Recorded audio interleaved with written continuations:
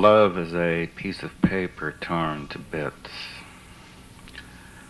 All the beer was poisoned, and the captain went down, and the mate and the cook, and we had nobody to grab sail.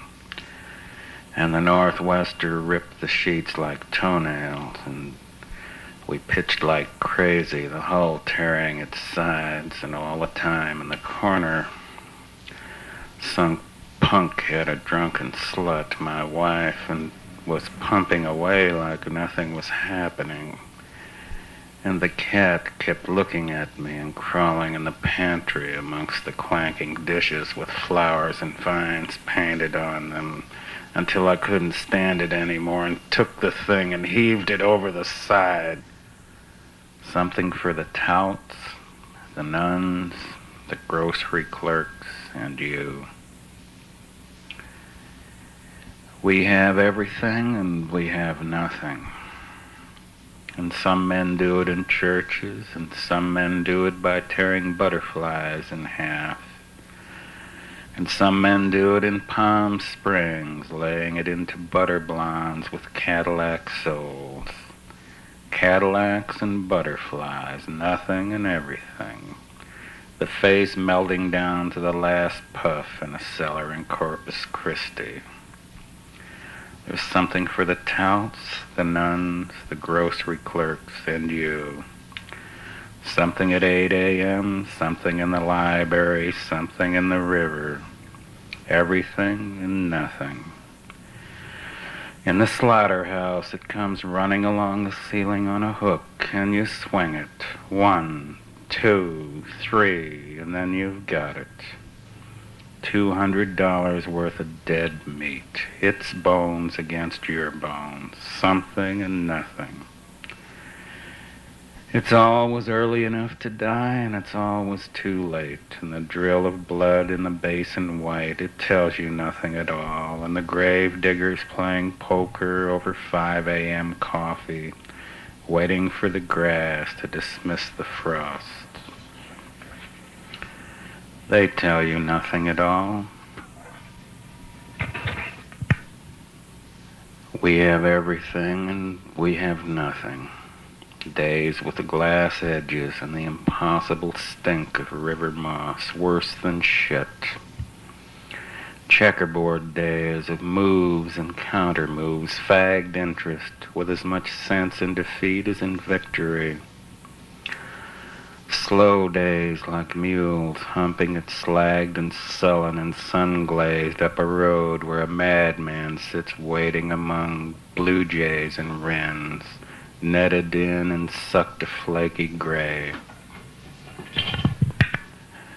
Good days, too, of wine and shouting, fights in alleys, fat legs of women striven around your bowels, buried in moans, the signs in bull rings like diamonds hollering Mother Capri, violets coming out of the ground, telling you to forget the dead armies and the loves that robbed you.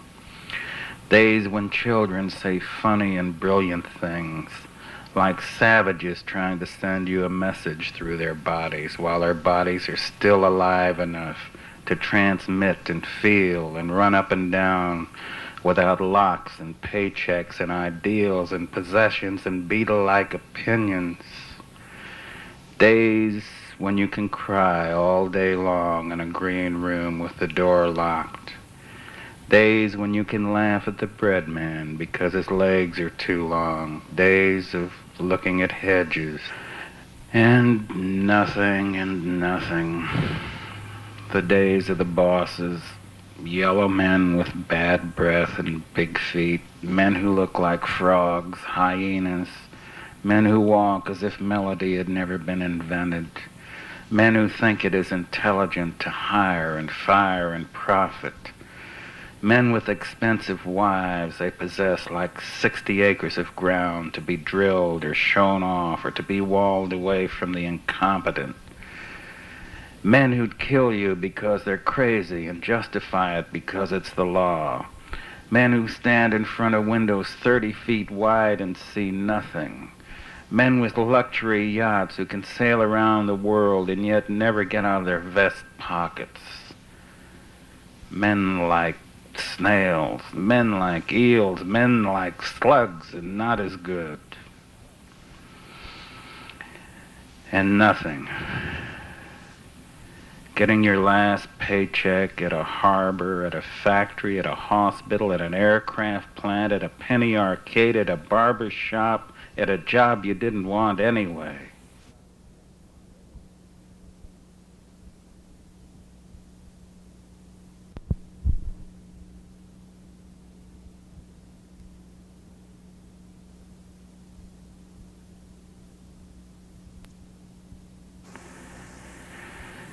Income tax, sickness, servility, broken arms, broken heads, all the stuffing come out like an old pillow.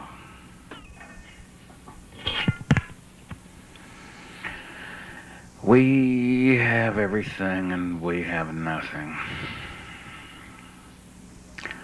Some do it well enough for a while and then give way. Fame gets them, or disgust, or age, or lack of proper diet, or ink across the eyes, or children in college, or new cars, or broken backs while skiing in Switzerland, or new politics, or new wives, or just natural change and decay. The man you knew yesterday, hooking for 10 rounds, or drinking for 3 days and 3 nights by the Sawtooth Mountains, now just something under a sheet or a cross or a stone or under an easy delusion, or packing a Bible or a golf bag or a briefcase. How they go, all the ones you thought would never go.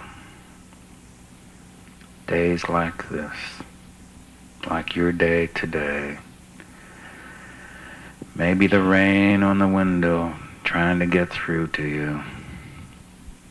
What do you see today? What is it? Where are you? The best days are sometimes the first, sometimes the middle, and even sometimes the last. The vacant lots are not bad. Churches in Europe on postcards are not bad. People in wax museums frozen into their best sterility are not bad. Horrible, but not bad. The cannon, think of the cannon. And toast for breakfast, and coffee hot enough to know your tongue is still there. 3 geraniums outside a window, trying to be red and trying to be pink and trying to be geraniums. No wonder sometimes the women cry. No wonder the mules don't want to go up the hill. Are you in a hotel room in Detroit looking for a cigarette?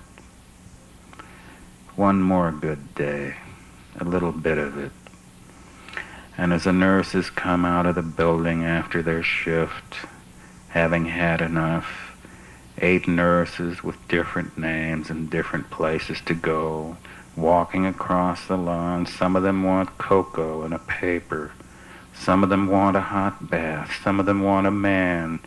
Some of them are hardly thinking at all. Enough and not enough.